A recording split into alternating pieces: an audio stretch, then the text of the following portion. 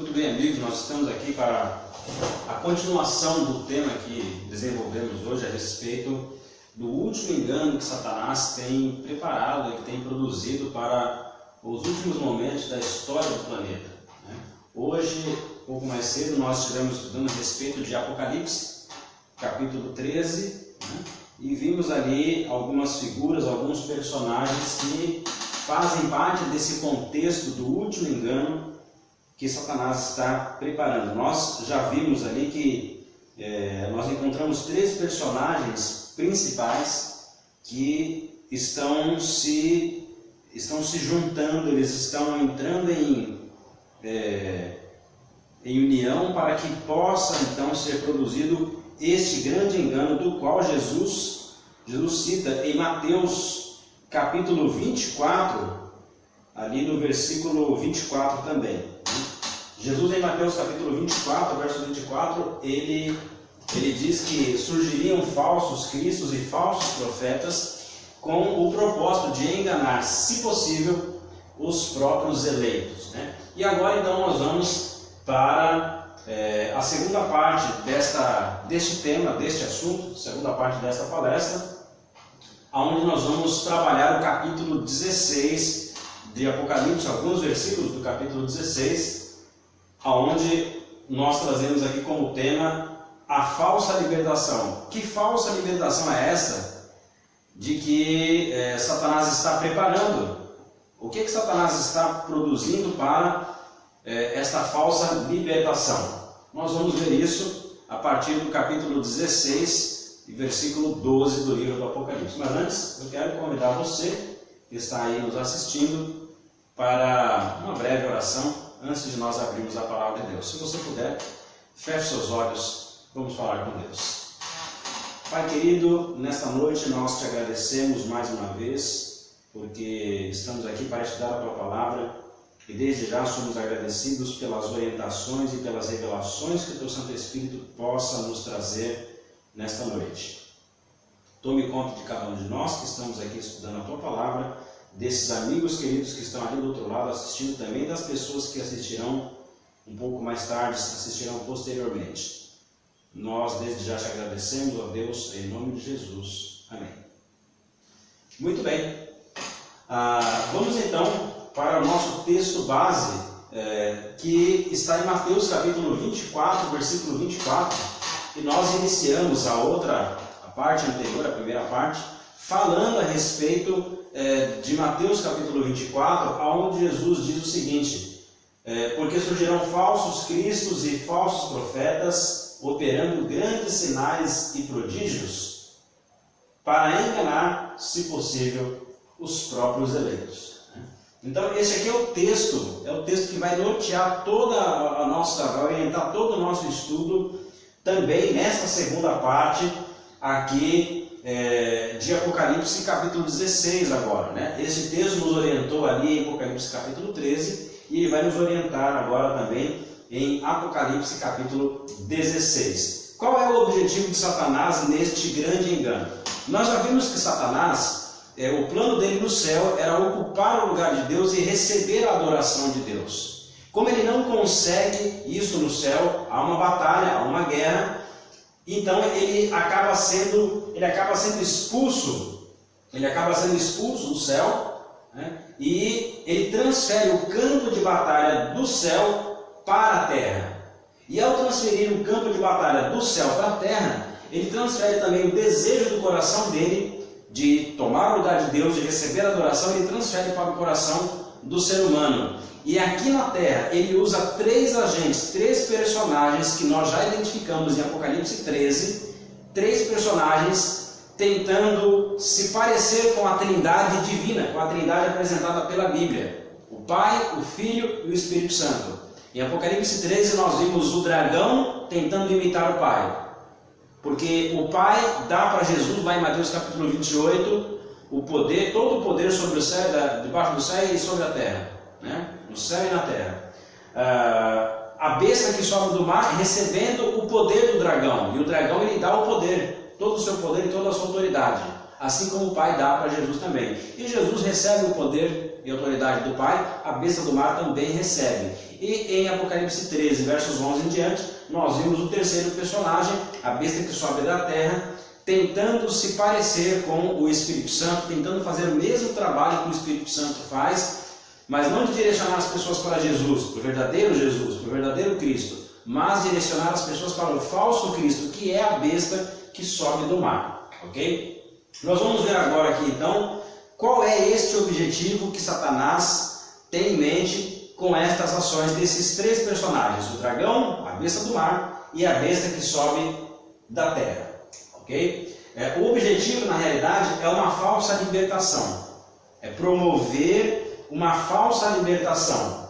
Então nós vamos ver aqui agora em Apocalipse capítulo 16 como se dará possivelmente essa falsa libertação. Eu já disse para você no vídeo anterior que não gostaria que você tomasse esta palestra como última palavra em profecia, em termos de profecia, em termos de Apocalipse capítulo 13, capítulo 16. Mas nós cremos que há textos contundentes aqui que apontam nesta direção. Utilize como uma ferramenta para estimular ainda mais o seu estudo e a sua pesquisa das profecias bíblicas. Capítulo 16 de Apocalipse, a partir do versículo 12, o texto diz assim: o sexto anjo derramou a sua taça sobre o grande rio Eufrates, e a sua água secou-se, para que se preparasse o caminho dos reis que vêm do Oriente. Algumas traduções diz para que se preparasse o caminho dos reis que vêm do lado do nascimento do sol. O nascimento do sol no Oriente é a mesma coisa, o sol nasce no leste, no lado oriental, certo? Continuando aqui então, aqui em profecia do capítulo 16, nós vimos esse termo aqui, olha, água. Nós sabemos que água em profecia, ela simboliza povos, nações, tribos, línguas, né?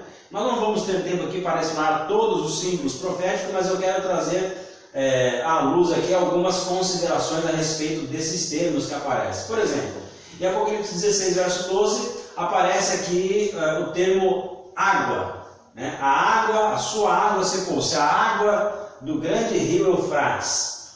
Neste contexto aqui, o que simboliza a água? Né? Nós sabemos que água em profecia simboliza povos, nações, né, multidões. Isso está em Apocalipse capítulo 17, versículo 15. Podemos até analisar aqui o texto de Apocalipse capítulo 17, versículo 15. O próprio apóstolo João, ele traz este significado à luz. Apocalipse 17, verso 15 diz assim: falou-me ainda, as águas que vistes, onde a meretriz está sentada, são povos, multidões, nações e línguas. Então, águas, em profecia, ela tem primariamente o simbolismo de multidões, de nações, né? De poderes, de nações, de aglomerado de pessoas. Ok? Muito bem. Mas há um outro contexto também onde nós podemos trabalhar essa questão do simbolismo da água, né? Aqui nós podemos encontrar em Apocalipse capítulo 12, versículo 15, uma afirmação a respeito dessa simbologia da água. Abra sua Bíblia aí em Apocalipse capítulo 12, verso 15. Aí, no mesmo livro aí do Apocalipse, capítulo 12, verso 15. Veja o que diz aqui a respeito desta terminologia, água. Apocalipse 12, 15 diz assim: então a serpente, no caso aqui é Satanás, né? Então a serpente arrojou da sua boca, atrás da mulher, água como um rio, a fim de fazer com que ela fosse arrebatada pelo rio. Veja, aqui o apóstolo João, em sua visão, ele contempla uma serpente, que nós já vimos em Apocalipse 12, na palestra passada, tendo o significado de Satanás. Satanás, ele é simbolizado por uma serpente ou por um dragão, né? E essa serpente, ela arroja de sua boca água como um rio atrás da mulher. Mulher significa a igreja em profecia. Em Apocalipse capítulo 12 aparece uma mulher pura, vestida de branco, de sol, né? Com a lua debaixo dos pés, uma coroa de 12 estrelas, simbolizando a igreja de Deus, a igreja pura, a igreja fiel. E no Apocalipse 17, nós vemos a figura de uma outra mulher, de uma outra igreja, uma mulher prostituta, trazendo a simbologia de uma igreja infiel, de uma igreja que abandonou os princípios da palavra de Deus, uma igreja apóstata. Que igrejas são essas? Não é este o objetivo agora aqui nesta palestra. Posteriormente, nós podemos tratar a respeito desse assunto aí, como identificar as características da igreja de Deus e as características da igreja falsificada. Mas veja, aqui em Apocalipse 12:15, a serpente ela joga água como se fosse um rio, uma torrente de um rio atrás da mulher, atrás da igreja, a fim de que a igreja, de que a mulher fosse arrebatada por este rio, né? Ora, em que período isso aconteceu? Nós sabemos que durante o período do ano 538, fevereiro de 538, até 1798, fevereiro de 1798, a Igreja de Deus ela passou por um período de perseguição que durou 1260 anos, exatamente 1260 anos. E a Igreja ela foi perseguida, ela foi difamada por mentiras que Satanás, que a serpente, jogou atrás da mulher como um rio, a fim de que a mulher, de que a igreja fosse sucumbida, que ela se afogasse nessas águas de mentiras, né? Então, águas também em profecia, neste contexto aqui de Apocalipse 12:15, pode significar mentira ou difamações, que foi o que realmente aconteceu durante esse período de 1260 anos. A igreja de Deus foi perseguida, foi difamada, foi dita mentiras contra a igreja verdadeira, a igreja de Deus, né? Por uma instituição religiosa, diga-se de passagem. E depois nós podemos analisar isso aí, é uma outra situação. Mas há também uma outra simbologia para a terminologia água, que nós podemos analisar. Por exemplo, a água aqui no contexto de Apocalipse 16, ela aparece secando, a água do rio Eufrates secando. O que seria esse secamento do rio Eufrates, né? Esta água que está no rio Eufrates, ela pode trazer um simbolismo de proteção, E nós podemos analisar isso aí sobre o seguinte aspecto: quando Babilônia cidade, né, o Império Babilônico, ali de Nabucodonosor, na verdade, o segundo Império Babilônico, ou o Neo-Babilônico, como alguns historiadores chamam, foi um império muito próspero, e Nabucodonosor construiu uma cidade fortificada, construiu a cidade de Babilônia em cima do rio. Na realidade, o rio Eufrates, que é inclusive o rio que é citado em Apocalipse 16, ele passava pelo meio da cidade de Babilônia, de Babilônia. E olha que interessante, Babilônia, ela era cercada, ela era uma cidade fortificada com muros intransponíveis, incapazes de serem vencidos. O exército que se achegasse em frente à Babilônia e a cidade de Babilônia e tentasse invadir Babilônia, ele já se assustava logo de cara com o muro, porque o muro da cidade de Babilônia eram muros realmente fortes, fortificados. Pessoas faziam suas casas em cima desses muros. Eram muros largos, né? Não eram muito fáceis de serem transpostos. E o rio Eufrates, ele passava por debaixo desses muros. Então, como é que acontecia ali a situação? Todas as cidades, geralmente, principalmente nesse período, né, elas trabalhavam muito na agricultura, e o campo aonde os trabalhadores, os lavradores, trabalhavam a terra, não ficava dentro da cidade.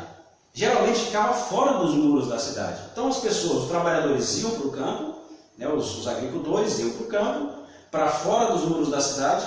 Ali eles plantavam, eles colhiam e eles traziam o produto para dentro dos muros da cidade, né? O que acontece é o seguinte: se por exemplo houvesse uma guerra de um país contra o outro e o exército de um país fosse sitiar a cidade do outro rei, o que aconteceria? Isso aconteceu inclusive em Jerusalém, no cerco de Jerusalém. Você pode pesquisar na história. Quando, por exemplo, Tito, general romano, cercou Jerusalém, ele cercou no período da Páscoa. Era o período da festa da Páscoa. E ele viu um monte de gente entrando para as comemorações da Páscoa e ele deixou entrar. Ele deixou entrar por quê? Porque na ideia dele era o seguinte: o povo entra, mas a gente não deixa ele sair. E se eles não saírem, o campo onde eles vão lavrar a terra está do lado de fora. Está do lado de fora. Como é que eles vão conseguir trazer comida para dentro dos muros de Jerusalém, por exemplo? Não vão conseguir. Vai morrer todo mundo de fome. Quero ver ter comida para tudo isso aí de gente. Então ele deixava entrar, mas não deixou ninguém sair. E a partir daí começou então a derrocada final de Jerusalém. Em Babilônia, a situação era diferente. Porque o campo onde era arado, onde os agricultores trabalhavam, ficava fora dos muros. Porque o rio passava por dentro da cidade, saía do outro lado, e o rio então dava suporte para que pudesse se lavrar a terra. Só que como o rio passava por dentro da cidade, o que acontece? Se um outro império tentasse invadir e cercar a Babilônia, eles não teriam problema nenhum em continuar tirando o seu sustento da terra. Por quê? Porque o rio passava por dentro da cidade. Então, na realidade, o rio Eufrates, ele funcionava como uma proteção para a Babilônia. Ele era um rio que protegia a Babilônia. Porque em volta do muro, inclusive, havia um fosso que era construído, e esse rio, além de passar pelo meio, ele também inundava esse fosso. Então, era impossível de algum exército entrar e invadir Babilônia. O rio Eufrates ele funcionava como se fosse uma proteção, né? Queria desejar uma boa noite aí para você que está acompanhando, né? Marinalda Meira. Tudo bom, prima? Vamos acompanhar o estudo aí, né? Então veja, o rio Eufrates para a Babilônia, o Império Babilônico ali, na época 605, 606 a.C., funcionava como uma proteção. E aqui em Apocalipse 16, o rio Eufrates ele aparece secando. Você sabe que o povo judeu, eles foram escravos de algumas nações. Por exemplo, foram escravos no Egito, eles foram escravos da Síria, ele foi colonizado pela Síria, num tempo em que a Síria dominou o povo judeu, né? Colonizou. E também foi dominado por Babilônia, depois pela Medo-Pérsia, depois Grécia e por fim Roma. E acabou o povo judeu como Estado, né? como nação. Quando o povo judeu foi colonizado, foi conquistado por Babilônia, eles ficaram 70 anos presos ali no cativeiro babilônico. Nabucodonosor foi até Jerusalém, arrebentou com Jerusalém, trouxe escravos para a Babilônia. Inclusive o profeta Daniel foi trazido em uma dessas levas de escravos. Daniel e os companheiros dele, você pode ler a história toda ali em Daniel capítulo 1, capítulo 2, né? E capítulo 3 também. E essas pessoas, os judeus, eles ficaram ali escravos em Babilônia durante 70 anos. Só que havia uma profecia. O que o secamento do rio Eufrates tem a ver com isso? Havia uma profecia que o profeta Jeremias tinha colocado ali, tinha escrito, e que o profeta Daniel conhecia muito bem essa profecia, né? E os companheiros dele também, de que o povo de Israel ficaria preso, os judeus ficariam presos, cativos em Babilônia durante 70 anos. E depois de 70 anos eles seriam libertos. De que maneira aconteceria essa libertação, esse resgate do povo judeu lá em Babilônia? Como que isso aconteceria?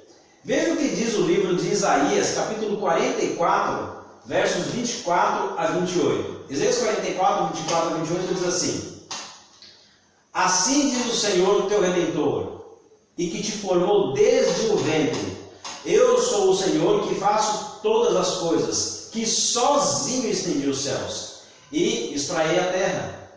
Quem estava comigo? Que desfaço os sinais dos profetas falsos e torno loucos os adivinhos, que faço voltar atrás os sábios e converto em loucura a sua ciência.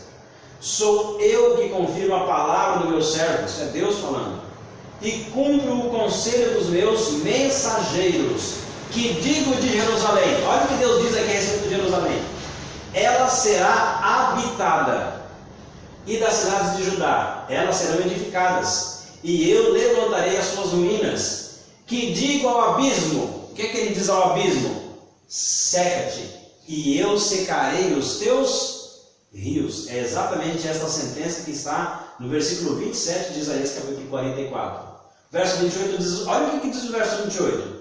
Que digo de Ciro? Quem é Ciro? Ciro era o rei Medo, que invadiria a Babilônia, que secaria o rio Eufrates que estava em volta de Babilônia e resgataria o povo judeu. Ciro é o libertador aqui. É exatamente o que Deus diz aqui, olha. Que digo de Ciro? Ele é meu pastor e cumprirá tudo o que me apraz, de modo que ele também diga de Jerusalém, ela será edificada e o fundamento do templo será lançado. Sabe quando é que o profeta Isaías escreveu isso aqui a respeito de Ciro, que seria o libertador em Babilônia? 200 anos antes de Ciro nascer. O pai de Ciro não era nem nascido ainda. Olha como a profecia, ela é exata, ela é perfeita, ela vai no ponto. Há uma frase que eu gosto muito que diz o seguinte: a profecia, ela nunca adivinha, ela não adivinha, ela sabe. E Deus sabia exatamente que Ciro seria o libertador. A mão de Deus estava controlando a história, a trajetória do povo de Israel e também de todos os povos, de todas as nações, de todos os reinos. Agora, como foi que Ciro libertou o povo judeu de Babilônia? Simples, você pode pesquisar isso no Google, nos livros de história, enfim, isso é história, não é simplesmente Bíblia e religião aqui. Isso é história, isso está na história. O que é que o Império Medo-Persa fez quando Babilônia caiu, para que eles conquistassem Babilônia e libertassem o povo judeu? Ciro chegou de frente para os muros de Jerusalém, olhou para os muros, aliás, de Babilônia, olhou para os muros e falou, não tem como passar, mas ele viu o rio passando. Ou seja, já sei, nós vamos desviar o curso do rio, nós vamos secar o rio. E foi numa noite em que o neto de Nabucodonosor, o rei Belsazar, ele estava dando uma festa, e nessa festa ele estava utilizando os utensílios do templo que o seu avô havia trazido do templo de Jerusalém. Ele estava usando as taças do templo para beber bebida alcoólica, para beber cachaça. E todas as pessoas ali do reino estavam envolvidas nessa festa, inclusive os soldados. Quando Ciro desviou o curso do rio e passou por debaixo do muro com o exército medo-persa, não teve nem luta. Foi só mesmo a rendição. Interessante que o povo judeu, eles sabiam dessa profecia aqui. Eles estavam de olho nessa profecia. E quando eles perceberam o rio Eufrates secando, eles já sabiam, é a libertação. O libertador vem aí. Ciro aqui é o libertador. Interessante que Apocalipse, capítulo 16, está falando do secamento do rio Eufrates para que se preparasse o caminho dos reis que vêm do Oriente.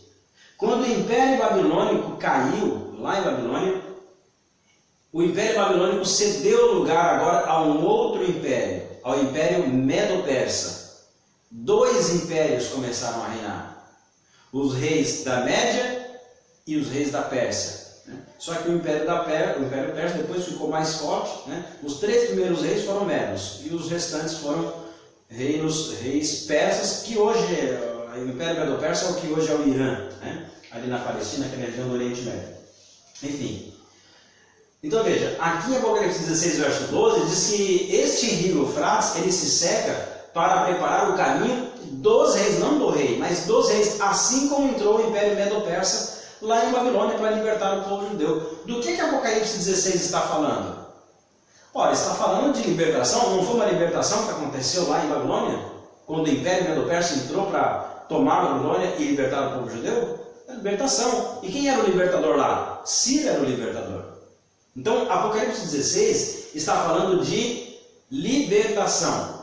Há um outro detalhe que deve ser tomado em conta, é que estes reis, esses 2 impérios, esses reis, eles vêm do lado oriental, que foi exatamente o lado que o Império Medo-Persa entrou. Eles entraram do lado oriental de Babilônia. Foi desse lado que eles entraram, ok? Mas há uma outra alusão aqui que nós podemos analisar com relação a essa questão dos reis que vêm do lado do Oriente. Em Isaías capítulo 14, verso 13, diz o seguinte, olha: Tu dizias no teu coração, eu subirei ao céu acima das estrelas de Deus, exaltarei o meu trono, e no monte da congregação me assentarei nas extremidades do norte. Na Bíblia, quando se faz uma referência ao norte, está falando das forças do mal, das forças de Satanás. E quando está falando, faz referência ao Oriente, está se referindo às forças de Deus, às forças divinas, às forças do céu. Ok? Então, continuando aqui, veja um outro exemplo dessa questão aqui, olha. Gênesis capítulo 2, verso 8. Então plantou o Senhor Deus um jardim da banda do Oriente, no Éden, da banda do Oriente, no Éden, e pôs ali o homem que tinha formado. Então, na Bíblia, tudo que vem do Oriente vem de Deus, e tudo que vem do Norte é do diabo. É na Bíblia, tá? Não estou falando nada contra o povo do Norte, não. Eu adoro o pessoal do Norte, tá? Não tem nada a ver com xenofobia aqui não, tá certo? Muito bem. Continuando aqui então, já ficou clara essa questão de Ocidente, né? E de Oriente e de Ocidente, né? E de Norte. Há uma profecia do livro de Zacarias, profeta Zacarias, no capítulo 14, que diz assim, versos 3 a 9. Então o Senhor sairá e pelejará contra estas nações, como quando peleja no dia da batalha. Naquele dia estarão os seus pés sobre o monte das oliveiras. Está falando aqui, fazendo uma referência ao Messias. É uma profecia messiânica isso aqui. Os seus pés estarão sobre o monte das oliveiras, que está de fronte de Jerusalém para o Oriente. Se o monte das oliveiras será fendido pelo meio, do Oriente para o Ocidente, e haverá um vale muito grande. Olha, de onde é que o monte das oliveiras vai ser fendido? Do Oriente para o Ocidente. Isso te lembra alguma coisa? Isso te traz à memória algo? Veja, metade do monte se removerá para o norte, e a outra metade dele para o sul. E fugireis pelo vale dos seus montes, pois o vale dos montes chegará até Azel. Fugireis, assim como fugiste diante do terremoto nos dias de Uzias, rei de Judá. Então virá o Senhor, meu Deus, e todos os santos com ele. E acontecerá naquele dia que não haverá calor, nem frio, nem geada, porém será um dia conhecido do Senhor. Nem dia nem noite será, mas até na parte da tarde haverá luz. Naquele dia também acontecerá que correrão de Jerusalém águas vivas, metade delas para o mar oriental e metade delas para o mar ocidental. No verão e no inverno sucederá isso, e o Senhor será rei sobre toda a terra naquele dia. Naquele dia, um será o Senhor e um será o seu nome. Veja que Zacarias ele faz uma profecia messiânica, falando a respeito aqui da volta de Jesus, mas também da entrada triunfal de Jesus em Jerusalém. Porque quando Jesus desce do Monte das Oliveiras e ele entra em Jerusalém, qual a direção que ele percorre? Ele percorre da direção do Oriente para o Ocidente. Ele entra do lado oriental e vai até o lado ocidental. Essa é a referência que Zacarias faz em capítulo 14 de Zacarias, versículos 3 a 9. Né? Veja o que Jesus diz em Mateus 24, verso 27. Ele faz a mesma referência de Zacarias. A mesma coisa que Zacarias disse, Jesus fala aqui, olha. Mateus 24, verso 27. Porque assim como o relâmpago sai do Oriente e se mostra até o Ocidente. Percebe a referência de Zacarias aqui em Mateus 24? O relâmpago sai do Oriente e se mostra até o Ocidente. Assim será também a vinda do Filho do Homem. Então, quando lá em Apocalipse capítulo 16, o apóstolo João, ele cita esta passagem, esse secamento do rio Eufrates, para que passem os reis do Oriente. Os reis que entraram do lado oriental em Babilônia foi para libertar o povo de Israel, foi para libertar os judeus. Quando Jesus vem, quando aqui em Mateus capítulo 24, verso 27, Jesus está falando da sua vinda, como vai ser a vinda de Jesus? Vai ser como um relâmpago que sai do Oriente e se mostra até o Ocidente. Assim vai ser a vinda de Jesus. Do que Jesus está falando aqui? De libertação. Ora, o que é que nós estamos esperando nessa terra? Não é justamente esta libertação, a libertação que Jesus está para trazer a todos nós, que somos fiéis, que estamos estudando a palavra de Deus, que somos os escolhidos, como diz o versículo 24, de Mateus 24? Esta é a libertação que nós estamos esperando. Só que o libertador hoje não é mais Ciro. O libertador hoje é Jesus. E Satanás sabe disso. Satanás sabe disso aí. Então o engano que ele está preparando tem que ser com base nisso aqui. Como assim? Veja, Apocalipse 16 está falando de libertação, mas é uma falsa libertação. Quando você lê Apocalipse capítulo 16, você olha, talvez você pense assim, poxa, aqui está falando de libertação, e a libertação que nós estamos esperando é a volta de Jesus. Só que Apocalipse 16, versos 12 a 15, não está falando de volta de Jesus. Está falando de uma outra libertação, uma falsa libertação. Como assim uma falsa libertação? Se você pedir para um judeu, te contar uma história de libertação, que história você acha que ele vai contar para você? Ele vai contar esta história que ocorreu com os antepassados dele lá em Babilônia, onde eles foram libertos, onde o libertador ali foi Ciro, e ele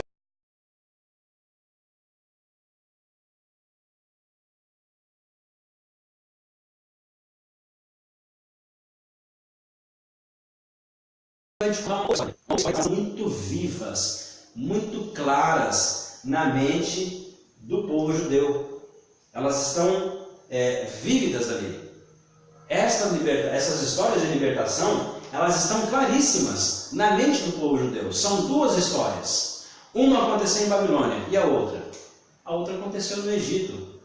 E como foi que aconteceu a libertação do povo de Israel lá no Egito?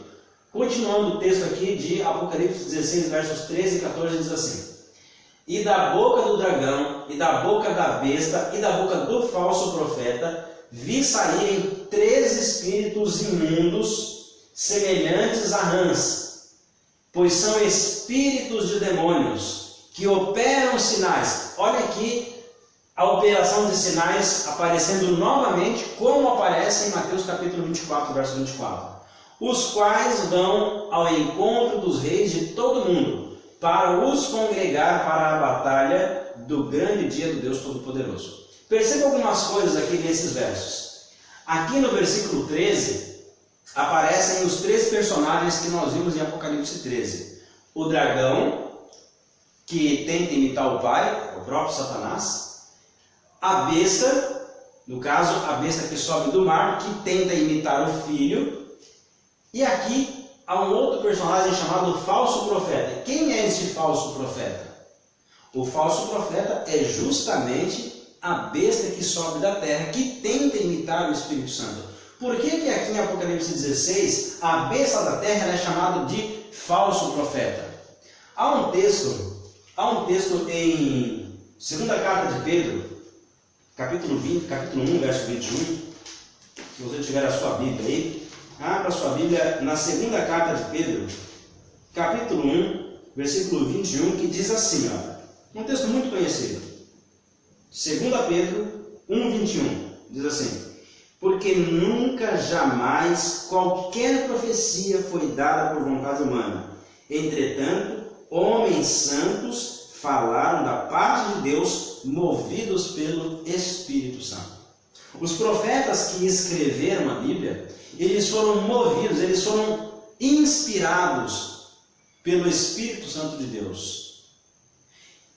O verdadeiro Espírito Santo, não o falso Espírito Santo que nós vimos na outra palestra, Apocalipse 13. Então perceba uma coisa: se o profeta de Deus, esses profetas que escreveram a Bíblia, eles foram inspirados pelo Espírito Santo, o verdadeiro Espírito Santo, os falsos profetas, ele só pode ser inspirado por quem? Pelo falso Espírito Santo. É por isso que em Apocalipse capítulo 13, a besta que sobe da terra, ela é ela é identificada como sendo o falso Espírito Santo. E aqui ela aparece na figura de um falso profeta. É o mesmo personagem, mas lá em Apocalipse 13 aparece como besta da terra e aqui aparece como falso profeta. Outro detalhe é que da boca desses três personagens, dessa trindade satânica, o dragão, a besta, o falso profeta, saem espíritos, 3 espíritos imundos semelhantes a rãs. Interessante que em Apocalipse capítulo 14, Deus envia também 3 anjos. Ele envia 3 anjos para dar mensagens ao mundo, mensagens de advertência. Aqui, essa trindade satânica, ela tem também 3 agentes, 3 espíritos imundos, semelhantes a rãs, para enganar. São espíritos de demônios, para operar sinais, para ir ao encontro dos reis do mundo inteiro, para enganar as pessoas. Agora veja um detalhe, um outro detalhe.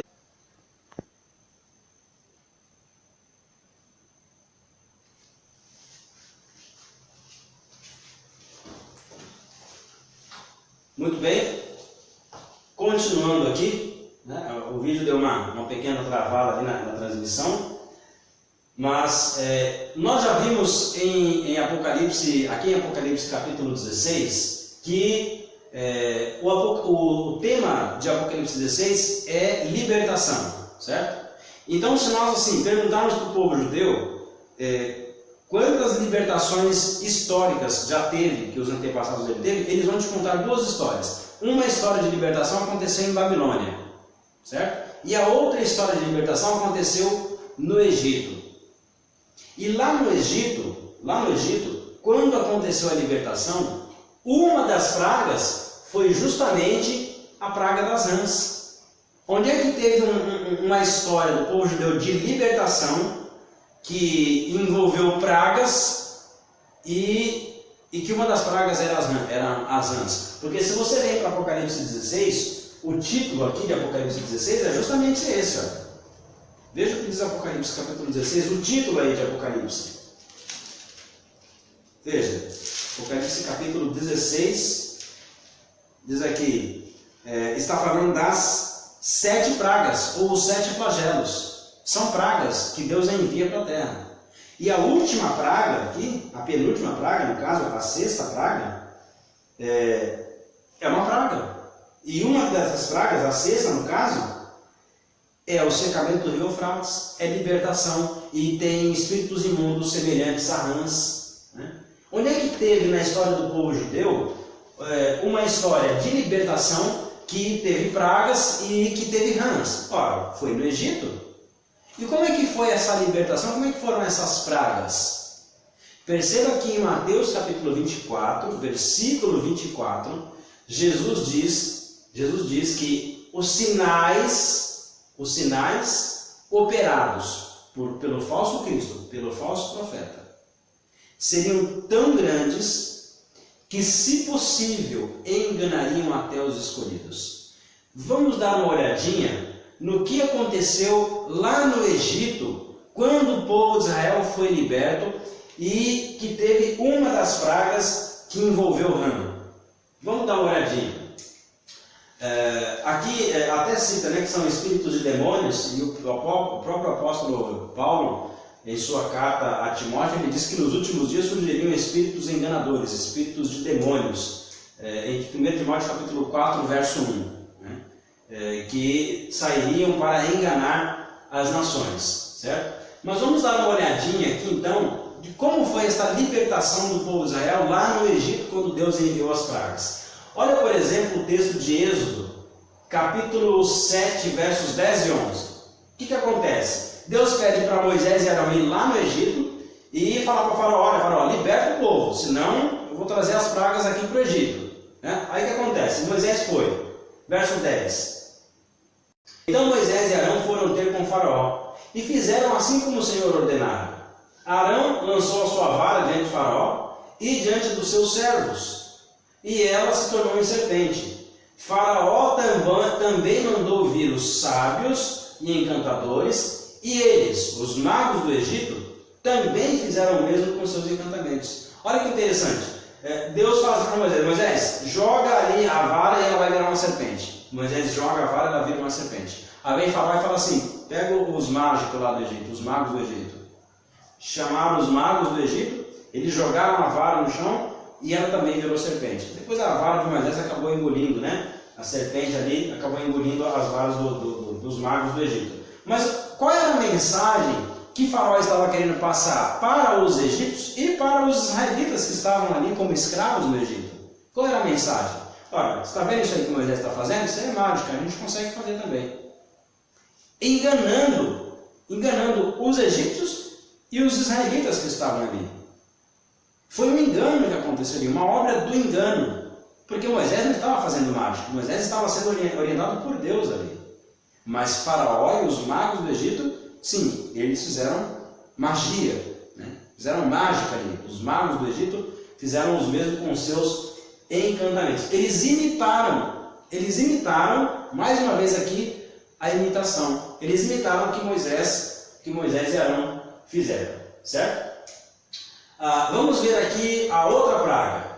Lá em Êxodo capítulo 7, verso 20 e 22. Diz assim: fizeram Moisés e Arão como lhes ordenara o Senhor. Arão levantou a vara, feriu as águas que estavam no rio, diante dos olhos de Faraó e diante dos olhos dos seus servos, e todas as águas do rio se tornaram em sangue. Olha o verso 22. Mas o mesmo fizeram também os magos do Egito com os seus encantamentos, de maneira que o coração de Faraó se endureceu e não os ouviu como o Senhor tinha dito. Moisés vai até o rio Nilo, fere as águas do rio Nilo, aí vem os magos de Faraó e fazem a mesma coisa. Qual era a mensagem que o Faraó estava passando? Isso que Moisés está fazendo é mágica. Ele está enganando vocês. Na realidade, quem estava enganando era o próprio Faraó, né? Era o próprio rei do Egito. Outro texto aqui, outra praga, em Êxodo capítulo 8, versos 6 e 7, diz assim: Arão, pois, estendeu a mão sobre as águas do Egito, e subiram rãs, que cobriram a terra do Egito. Verso 7, então os magos fizeram o mesmo com seus encantamentos, e fizeram subir rãs sobre a terra do Egito. Interessante que no Egito havia uma divindade, inclusive, que tinha a cabeça de uma rã e o corpo de um corpo humanoide de uma mulher, né, com seios e tudo, e era, se não me engano, era chamada de deusa Anuket, né? E era uma divindade que era adorada. Ele pode até pesquisar aí no Google, se você quiser, a deusa Anuket, né? E Deus trouxe rãs para o Egito, cobriu a terra do Egito de rãs, e o que os magos de Faraó fizeram? A mesma coisa, passando a mensagem de que Moisés, na realidade, estava enganando o povo. Veja, eles estavam produzindo um engano tão grande que os próprios escolhidos, quem eram os escolhidos na terra do Egito? Eram os israelitas, o povo de Israel. Os próprios escolhidos quase foram enganados. O que é que diz Mateus 24, 24? O engano seria tão grande que, se possível, enganaria os próprios eleitos. Quem são os eleitos na terra do Egito? O povo de Israel. E eles quase foram enganados. Quase. Por quê? Veja o que acontece em Êxodo capítulo 8, versos 17 e 18. Diz assim: e assim fizeram, Arão estendeu a sua mão com a vara e feriu o pó da terra. E houve piolhos nos homens e nos animais, todo o pó da terra se tornou em piolhos, e em toda a terra do Egito. Também os magos fizeram assim com os seus encantamentos para produzirem piolhos, mas não puderam. E havia piolhos nos homens e nos animais. Qual foi a última praga que os mágicos de Faraó conseguiram imitar igual a Moisés? Foram a praga das rãs. A partir da praga dos piolhos, eles não puderam mais imitar. Qual é a mensagem clara que Apocalipse capítulo 16 está transmitindo?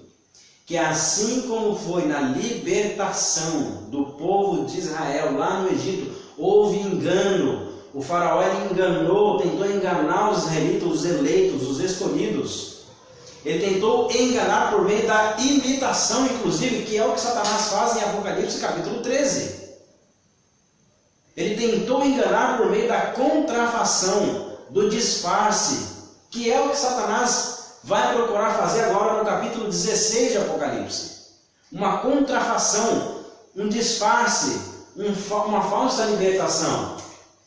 Olha o que acontece em Êxodo capítulo 9. Veja o que acontece em Êxodo capítulo 9, versos 4 a 7. Diz assim, olha, mas o Senhor fará distinção entre o gado de Israel e o gado do Egito, e não morrerá nada de tudo que pertence aos filhos de Israel. E o Senhor assinalou certo tempo, dizendo, amanhã fará o Senhor isso na terra. Fez, pois, o Senhor isso no dia seguinte, e todo o gado dos egípcios morreu, porém do gado dos filhos de Israel não morreu nenhum. E Faraó mandou ver, e eis que o gado dos israelitas não morreu sequer um, mas o coração de Faraó se obstinou e não deixou o povo vir. Deus ele faz uma separação entre o povo de Israel e o povo do Egito. Quando que ele faz? Só depois da praga das rãs. Por quê? Até as pragas das rãs, inclusive os israelitas estavam sendo afetados pelas pragas. Inclusive. Quer dizer, o povo egípcio, eles viram as pragas, eles sofreram com as pragas, mas o povo de Israel viu também, e eles sofreram também com essas pragas. E eles foi colocado por Faraó na cabeça dos israelitas o quê? Que Moisés estava fazendo mágica, que Moisés os estava enganando. Esta era a mensagem de engano, esta era a contrafação para os escolhidos, para os eleitos lá na libertação do Egito, no Êxodo. Você está entendendo onde é que Satanás quer chegar aqui em Apocalipse capítulo 16? É isso que Jesus está dizendo em Mateus capítulo 24. É disso aqui que Jesus está falando. Sabe quando você olha para uma determinada denominação religiosa que você vê na televisão pregando e falando sobre curas e sobre milagres, sobre sinais? Você pode olhar para essa denominação religiosa e pensar, puxa, é disso aqui que Jesus está falando em Mateus 24. Não é. Não é disso que Jesus está falando. Destas igrejas que pregam de curas, de milagres, não é disso que Jesus está falando. Ora, se não é disso que Jesus está falando em Mateus 24, verso 24, essas igrejas, essas denominações religiosas que pregam sobre cura, olha, vem na terça-feira do milagre, na sexta-feira de não sei o que, na campanha de não sei de onde. Essas igrejas, essas denominações religiosas que pregam e enfatizam bastante sinais, prodígios, milagres, o que elas são? Queridos, elas são apenas cortina de fumaça. Presta atenção nisso que eu estou dizendo para você. Estas denominações religiosas que enfatizam curas, prodígios e milagres, veja, Jesus diz que surgiriam falsos cristos e falsos profetas. Cristos que não eram verdadeiros e profetas que não eram de Deus. Isso significa que nem toda igreja que fala de cura, que fala de milagre, é de Deus. Nem toda igreja que prega de Jesus é de Jesus. Nem toda igreja que ora para Jesus é de Jesus. Nem toda igreja que canta sobre Jesus é de Jesus. Porque Jesus advertiu sobre falsos cristos e falsos profetas, operando sinais e prodígios para, se possível, enganar os próprios eleitos. Como aconteceu lá no Egito. Então essas denominações religiosas eu costumo chamar apenas de cortina de fumaça. O que é uma cortina de fumaça? Veja, um prédio está pegando fogo, está se incendiando, o bombeiro vai lá para apagar e tem muita fumaça. O que o bombeiro vai fazer? Ele vai soprar a fumaça, fazer vento para soprar a fumaça? Ou vai atingir a base do incêndio para acabar com o fogo? É óbvio que ele vai atingir na base do incêndio. Se ele soprar a fumaça, vai fazer inclusive mais fogo. Então, nós não devemos olhar para a cortina de fumaça. Por quê? Se a gente desviar os nossos olhos para a cortina de fumaça, a gente vai deixar de perceber todo um contexto perigoso e enganoso que há por detrás dessas cortinas de fumaça. A base ali onde está pegando fogo, mesmo onde Satanás está agindo mesmo de verdade. Certo? Então nós precisamos ficar atentos a este detalhe aí. Né? Veja, esses espíritos imundos, então, que cita em Apocalipse, semelhantes a rãs, o texto diz no verso 14 que eles vão ao encontro dos reis do mundo inteiro para os congregar para a batalha do grande dia do Deus Todo-Poderoso. Então esses espíritos imundos eles se espalham pelo mundo inteiro. Eles aparecem, olha, estamos aqui. Qual é a mensagem deles? Qual é a mensagem deles? É falar sobre a falsa libertação. É trazer, apresentar para o mundo esta falsa libertação. Olha o que a Apocalipse 16, verso 15 fala a respeito da volta de Jesus, a volta verdadeira de Jesus. A volta verdadeira, a verdadeira volta de Jesus vai acontecer como? Jesus diz assim: eis que veio como ladrão.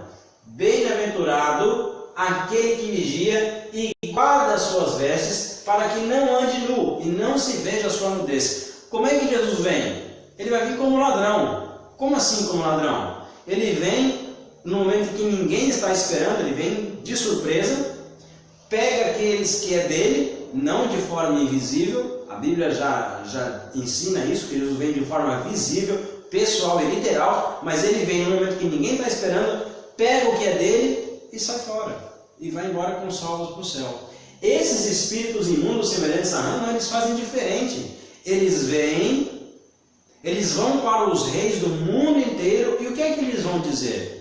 Qual é a mensagem que eles vão levar para esses reis do mundo inteiro, esses espíritos imundos? Veja qual é a mensagem que esses espíritos imundos pretendem levar para o mundo inteiro.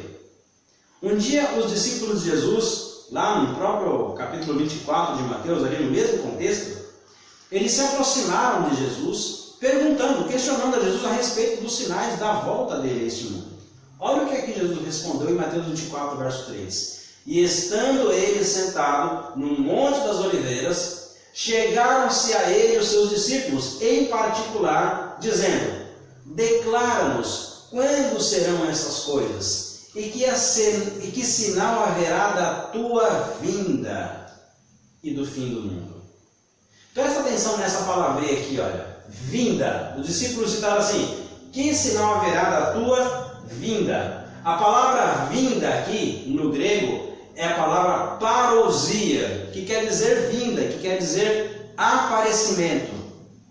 Que sinal haverá do teu aparecimento, da tua vinda, da tua parousia? Qual é o sinal? Perceba a palavra que os discípulos utilizaram aqui, certo? Agora vamos para um outro texto, em 2 Tessalonicenses capítulo 2, versos 8 a 10, diz assim: então será revelado esse iníquo, a quem o Senhor Jesus matará com o sopro da sua boca e destruirá com a manifestação da sua vinda, da sua parousia, como nós vimos lá. A esse iníquo, cuja vinda é segundo a eficácia de Satanás, com todo o poder e sinais e prodígios de mentira. A mesma coisa que cita Mateus 24, 24. E com todo o engano da injustiça, para os que perecem, porque não receberam o amor da verdade para serem salvos. Veja que este iníquo, ele vem, e a vinda deste iníquo é segundo a eficácia de Satanás. O que Satanás está preparando para os últimos dias da história do planeta? Ele está preparando uma vinda, ou uma parousia, que é a mesma palavra que é utilizada lá em Mateus 24, verso 3. É a mesma palavra. A mesma palavra que os discípulos utilizam em Mateus 24, verso 3, é a mesma palavra que aparece quando se refere a esta vinda do iníquo segundo a eficácia de Satanás. É a palavra parousia, que quer dizer vinda, que quer dizer aparecimento. Sabe o que Satanás está planejando para os últimos dias da história desse planeta? Exatamente isso aqui. Uma parousia, um aparecimento. E como vai ser este aparecimento? Ora, é só nós estudarmos a Bíblia e nós vamos saber como vai ser a vinda de Jesus. Como é que vai ser a vinda de Jesus? A Bíblia diz que vai ser como um relâmpago que sai do Oriente e vai até o Ocidente. A Bíblia diz que Jesus vai vir das nuvens dos céus, com poder e grande glória. E o que Satanás está planejando? Exatamente a mesma coisa. Em Apocalipse capítulo 13, ele imita o Pai, o Filho e o Espírito Santo. E ele, não contente com isso, em Apocalipse capítulo 16, ele também planeja uma parousia, uma vinda de um falso Jesus. Dá uma olhadinha aqui no texto que eu retirei do livro O Grande Conflito, na página 624. Ellen White diz o seguinte: terríveis cenas de caráter sobrenatural logo se manifestarão nos céus, como indício do poder dos demônios, operadores de prodígios. Os espíritos diabólicos sairão aos reis da terra e ao mundo inteiro para segurá-los no engano e forçá-los a se unirem a Satanás em sua última luta contra o governo do céu. Mediante esses agentes, serão enganados tanto governantes como súditos. Levantar-se-ão pessoas pretendendo ser o próprio Cristo e reclamando o título e culto que pertencem ao Redentor do mundo. Efetuarão maravilhosos prodígios de cura, afirmando terem recebido do céu revelações que contradizem o testemunho das Escrituras.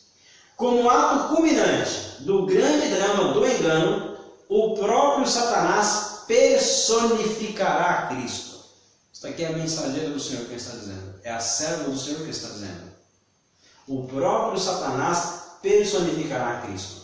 A igreja tem há muito tempo professado considerar o advento do Salvador como a realização de suas esperanças. Assim, o grande enganador fará parecer que Cristo veio.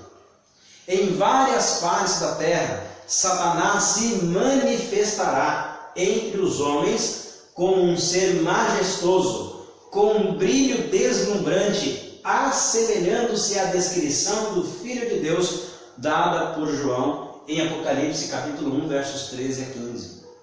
Continuando, ela diz: a glória que cerca Satanás nesta personificação de Cristo, a glória que o cerca não é excedida por coisa alguma que os olhos mortais já tenham contemplado. Ressoa nos ares a aclamação de triunfo: Cristo veio, Cristo veio. O povo se prostra em adoração diante dele, enquanto este ergue as mãos e sobre eles pronunciam uma bênção, assim como Cristo abençoava quando esteve aqui na terra. Ele abençoava seus discípulos quando ele esteve aqui na terra. Sua voz, a voz desse falso Cristo personificado, é meiga e branda, cheia de melodia. Em tom manso e compassivo, apresenta algumas das mesmas verdades celestiais e cheias de graça que o Salvador proferia. Cura as moléstias do povo e então, em seu pretenso caráter de Cristo, alega ter mudado a guarda do sábado para o domingo, ordenando a todos que santifiquem o dia que ele abençoou. Declara que aqueles que persistem em santificar o sétimo dia estão blasfemando de seu nome pela recusa de ouvirem os seus anjos a eles enviados com a luz da verdade. Olha o que ela diz no final do texto. É este, tudo isso aqui que ela acabou de dizer, que Satanás está pretendendo fazer, é este o poderoso engano, quase invencível, quase. A mesma coisa que Jesus diz em Mateus capítulo 24, versículo 24, operando grandes sinais e prodígios para enganar, se possível, os próprios eleitos. E é isso aqui, o grande engano, o poderoso engano, quase invencível. Queridos, o assunto é muito sério. O caso é seríssimo. Apocalipse capítulo 16, verso 16, termina dizendo o seguinte: e eles aqui, esses espíritos imundos que saem da boca da besta, do dragão e do falso profeta, eles os congregaram no lugar que em hebraico se chama Armagedon. Muita confusão se faz em torno desta palavra, Armagedon.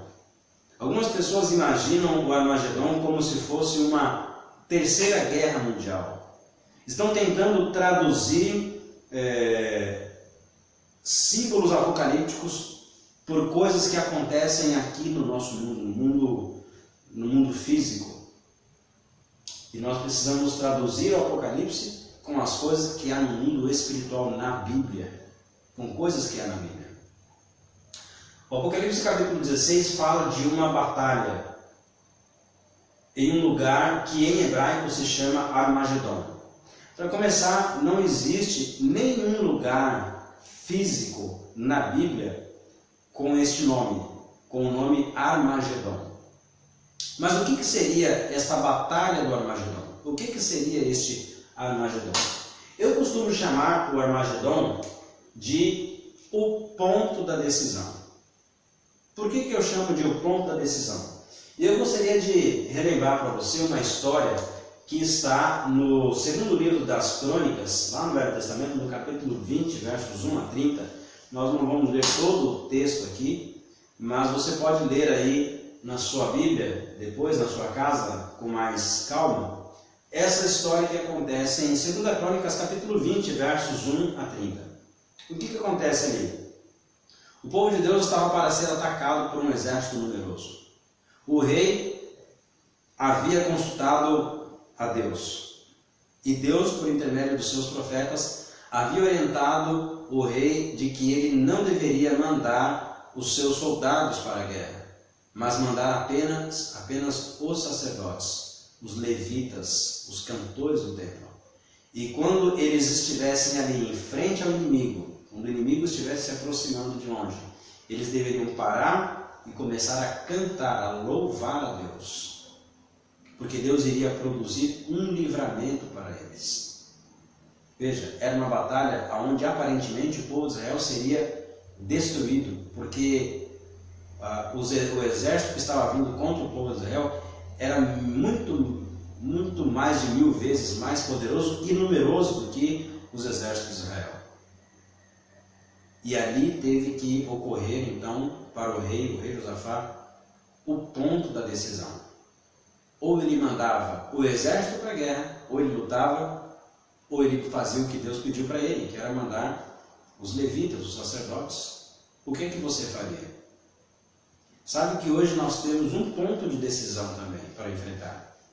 Você e eu temos um ponto de decisão para enfrentar nesta batalha espiritual, neste grande conflito entre Deus e Satanás, neste grande conflito entre o bem e o mal. Há uma batalha a ser travada.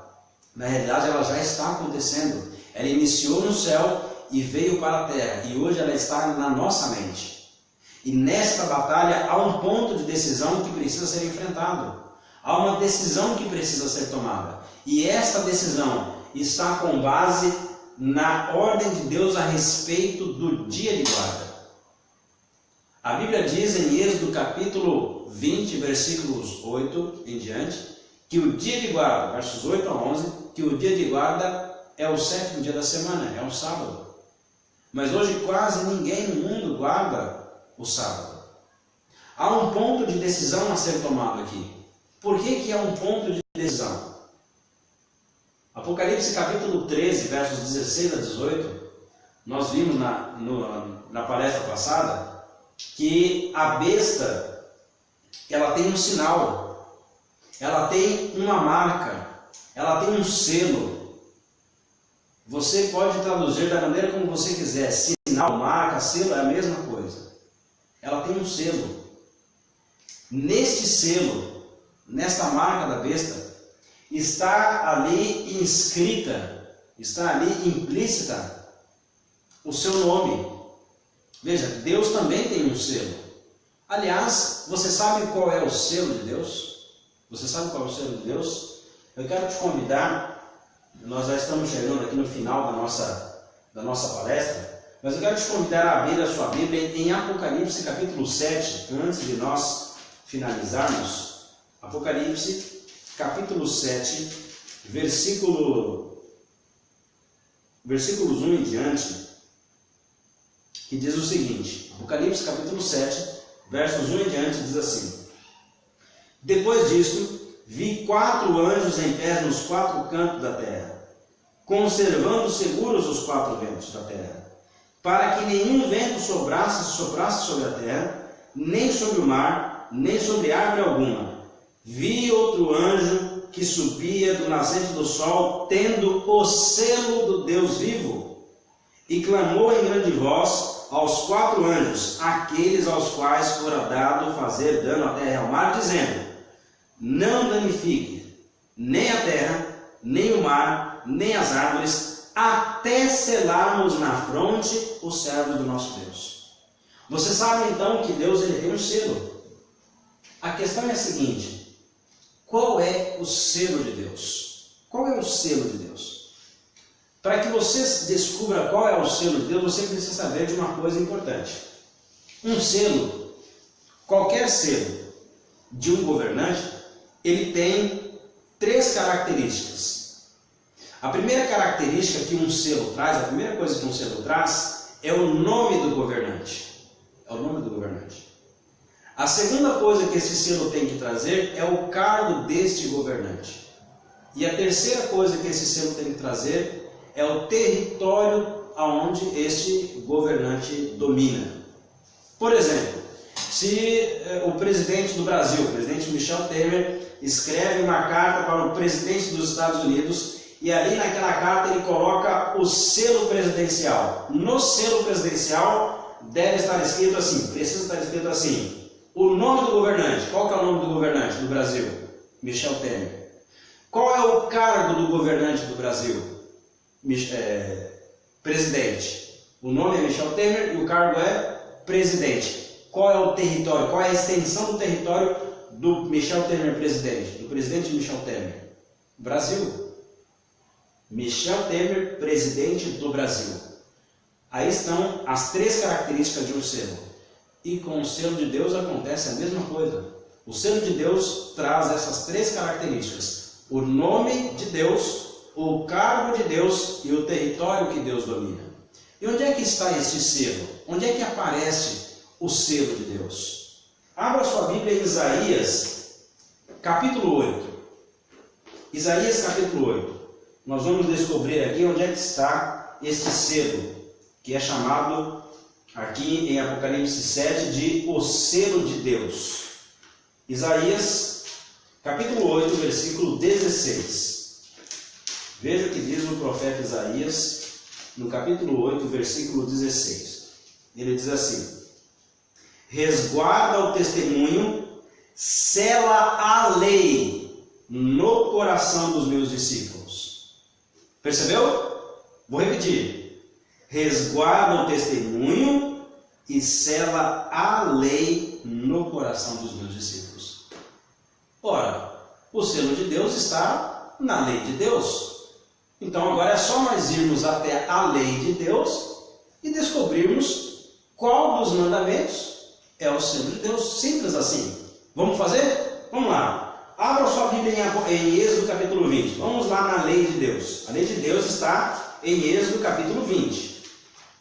Êxodo capítulo 20 aparece aqui a lei de Deus, os 10 mandamentos, conforme Deus escreveu aqui em Êxodo capítulo 20. Não pode ser a lei de Deus conforme está no Catecismo Romano. Por quê? Depois nós vamos estudar sobre este assunto aí. Mas precisa ser esta lei aqui, que aparece em Êxodo 20, certo? Então, só lembrando, o selo de Deus ele precisa ter o nome de Deus, o cargo de Deus e o território que Deus domina.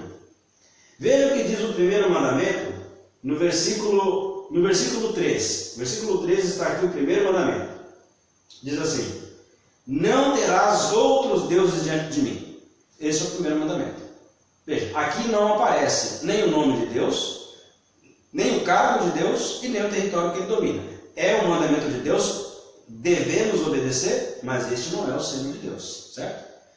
Vamos ver o segundo mandamento, verso 4.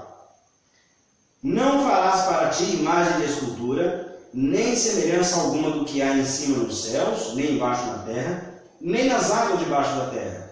Não as adorarás, nem lhes darás culto, porque eu sou o Senhor teu Deus, Deus zeloso, que visito a iniquidade dos pais nos filhos até a 3ª e 4ª geração daqueles que me aborrecem, e faço misericórdia até 1000 gerações daqueles que me amam e guardam os meus mandamentos. Perceba, aqui aparece o nome de Deus, mas não aparece nem o cargo e nem o território que ele domina. É o mandamento de Deus, tem que ser obedecido. mas este ainda não é o selo de Deus. Versículo 7, vamos ver o terceiro mandamento. Diz assim: não tomarás o nome do Senhor teu Deus em vão, porque o Senhor não terá por inocente o que tomar o seu nome em vão. Viu? Aqui aparece o nome de Deus, mas não aparece nem o cargo nem o território que ele domina. Tem que ser obedecido esse mandamento.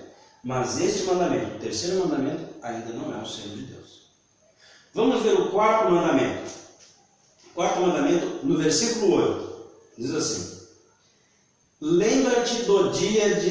Peraí, vamos fazer o seguinte. Esse mandamento aqui, o quarto mandamento, é o mandamento que todo mundo pula. As igrejas, a maioria em geral, elas pulam. Nós vamos pular também. Vamos para o quinto mandamento. Versículo 12. Quinto mandamento, no verso 12, diz assim: honra teu pai e a tua mãe, para que se prolonguem os teus dias na terra que o Senhor teu Deus te dá. Ora, aqui aparece o nome de Deus. Aparece até um espaço de território aqui, terra. Mas não tem o cargo de Deus aqui. Então não pode ser o selo de Deus esse. Certo? Tem que ser obedecido esse mandamento, mas não é o selo de Deus. Vamos ver o sexto mandamento. Não matarás. É o sexto mandamento. Não tem nem o nome de Deus, nem o cargo, nem o território. Não é o selo de Deus. O sétimo mandamento. Não adulterarás. Também não é o selo de Deus, porque não tem as três características. O oitavo. Não furtarás. Também não é o selo de Deus. Tem que ser obedecido, mas não é o selo de Deus. O nono mandamento. Mandamento de número 9. Não dirás falso testemunho contra o teu próximo. Também não é o selo de Deus. Temos que obedecer, mas não é o selo de Deus ainda. O último mandamento, o 10º. Não cobiçarás a casa do teu próximo, não cobiçarás a mulher do teu próximo, nem o seu servo, nem a sua serva, nem o seu boi, nem o seu jumento, nem coisa alguma que pertence ao teu próximo. Também não é o selo de Deus. Ora, mas nós não lemos lá em Isaías capítulo 8, verso 16, que o selo de Deus está na lei de Deus? E nós lemos aqui o primeiro mandamento, nós lemos o segundo mandamento, lemos o terceiro mandamento, nós começamos a ler o quarto, mas a gente pulou, nós lemos o quinto mandamento, lemos o sexto, o sétimo, o oitavo, o nono e o 10º mandamento, e não achamos o selo de Deus. Será que o selo de Deus está naquele mandamento que nós pulamos? Vamos dar uma olhadinha aqui. Êxodo capítulo 20, verso 8 a 11, o quarto mandamento. Diz assim: lembra-te do dia de sábado para o santificar. 6 dias trabalharás e farás toda a tua obra, mas o sétimo dia é o sábado do Senhor. Pronto, já apareceu o nome de Deus aqui. É o sábado do Senhor teu Deus. Já, primeira característica. Vamos lá. Não farás nenhum trabalho, nem tu, nem o teu filho, nem a tua filha, nem o teu servo, nem a tua serva, nem o teu animal, nem o forasteiro das tuas portas para dentro. Porque em 6 dias fez o Senhor. O que o Senhor agiu aqui? Ele fez. Se ele fez, qual é o cargo dele? Criador. Este é o cargo de Deus. Aqui já aparece a segunda característica do selo de Deus. Ele fez o quê?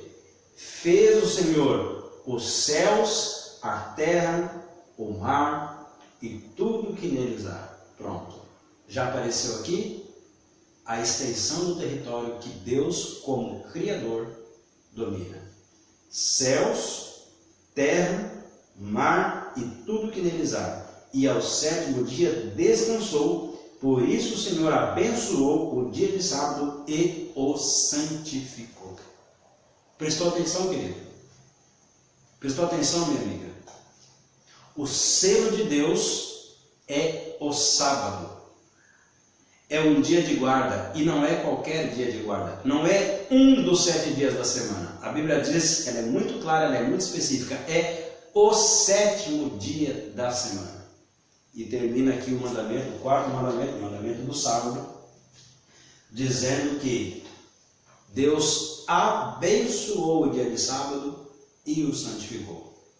Todos os dias da semana tem a bênção de Deus? Claro que tem. O primeiro dia da semana, domingo, tem a bênção de Deus? Tem. A segunda-feira tem a bênção de Deus? Tem. A terça-feira? Tem também. A quarta? Tem também. A quinta? Também é abençoada por Deus. A sexta-feira? É abençoada por Deus. Mas abençoado e santificado só o sábado. Nenhum outro dia da semana Deus separou como santo. Deus não santificou nenhum outro dia da semana além do sétimo dia da semana, além do sábado. Agora faça um raciocínio mental aqui comigo, muito lógico e simples. Nós já estamos chegando aqui no final da nossa palestra. Se o selo de Deus é um dia de guarda, e esse dia de guarda é o sábado, como diz o quarto mandamento, o sétimo dia da semana, o que você acha que vai ser a marca, o sinal ou o selo da besta?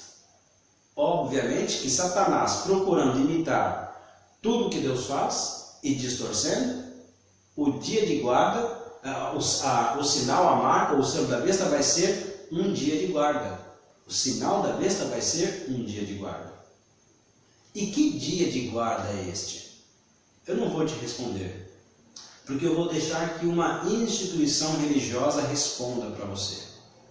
Veja o que diz aqui o senhor Thomas, chanceler do cardeal James Gibbons, numa carta escrita em novembro do ano de 1895, em resposta a uma consulta sobre se a Igreja Romana se atribui a mudança do sábado, e ele afirma, a Igreja Romana afirma o seguinte, a Igreja declara o seguinte, é texto da própria Igreja de Roma, da própria Igreja Católica Romana. Ela diz assim: a Igreja declara naturalmente ter sido a mudança do sábado para o domingo um ato seu. Foi a Igreja que mudou.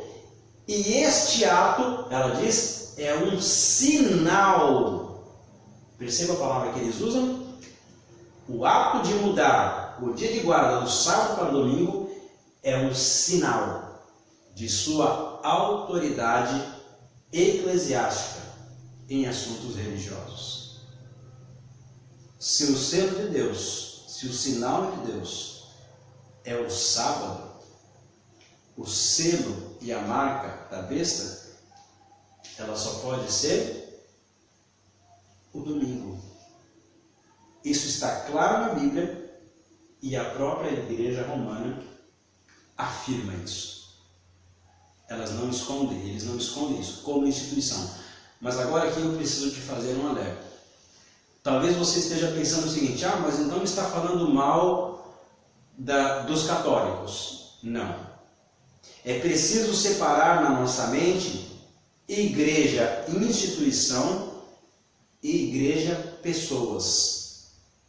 Existem muitos católicos fiéis a Deus, sinceros a Deus, muito mais sinceros a Deus do que muitos evangélicos que existem por aí.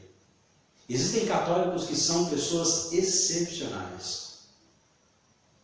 Existem situações que eu prefiro estar do lado de um irmão católico do que estar no convívio com um irmão protestante, com um irmão evangélico.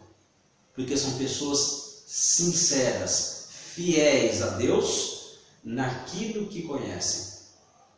Porém, estão em uma instituição que se coloca contra Deus na questão do dia de guarda, aonde a Bíblia diz que é o sábado, mas a igreja instituição declara ser o domingo.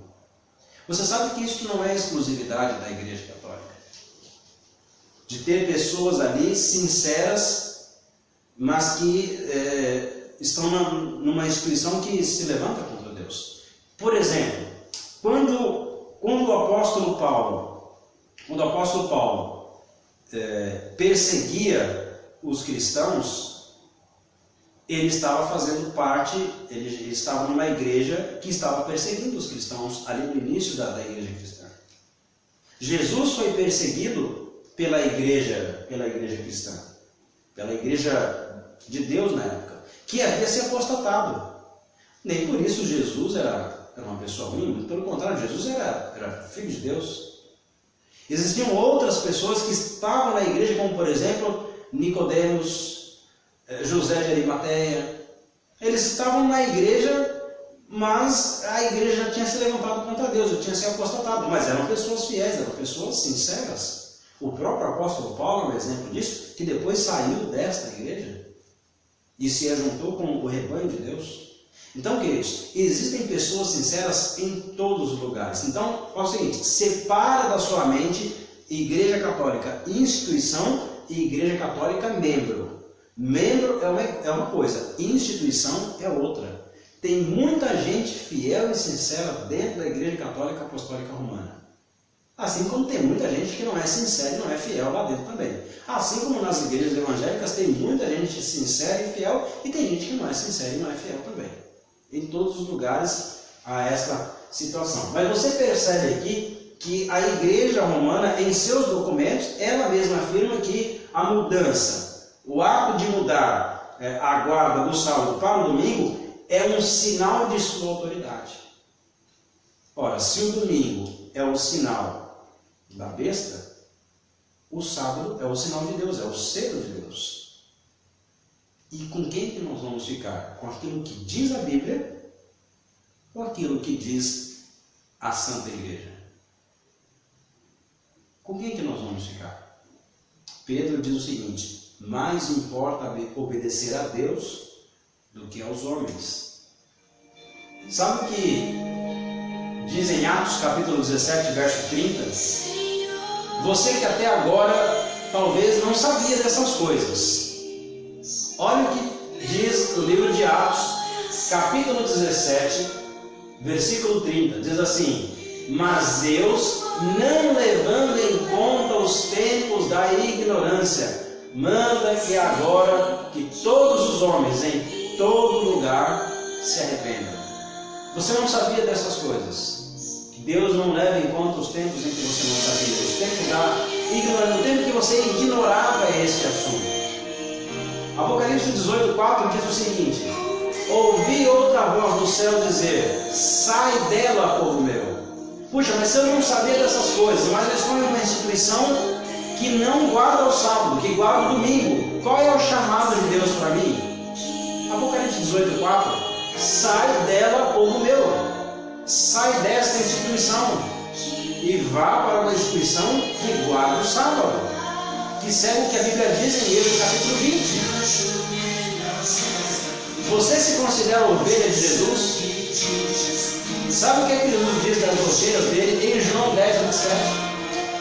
Ele diz assim: as minhas ovelhas ouvem a minha voz, e eu as conheço, e elas me seguem. As ovelhas de Jesus ouvem a voz de Jesus e seguem a Jesus. Sabe que um dia Jesus ele entrou no Rio Jordão e foi batizado? O que é que você e eu, como ovelhas de Jesus, deveríamos fazer? Seguir atrás do pastor, seguir o mesmo exemplo do pastor. Queridos, Jesus está para voltar. Jesus está para aparecer nas nuvens dos céus. Mas antes disso, Satanás está produzindo um engano, uma contrafação para, se possível, enganar os próprios escolhidos.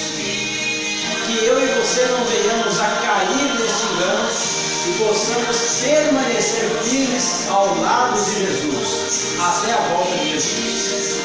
Obrigado por nos acompanhar até aqui. Nos próximos dias nós estaremos postando aqui outras mensagens, outras palestras, estudando a Bíblia junto com vocês.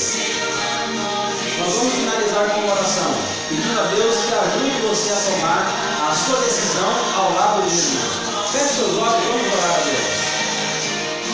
Pai querido, muito obrigado a Deus por essas pessoas que estiveram nos acompanhando aqui nesse estudo da tua palavra. Toma conta delas, ó Deus. Que o teu Santo Espírito ajude-as a tomar a decisão ao lado de Deus e de sua verdade, ao lado da palavra de Deus e de sua verdade. Se existem pessoas que estão aqui estudando, que estão ouvindo esta mensagem, que ainda não tomaram uma decisão ao lado do sábado e da verdade a respeito do sábado, toque o coração delas, para que elas possam ser despertadas para esta mensagem. Fica conosco durante o restante desta noite. Nós te agradecemos em nome de Jesus. Amém. Que Deus abençoe você e até a nossa Até lá!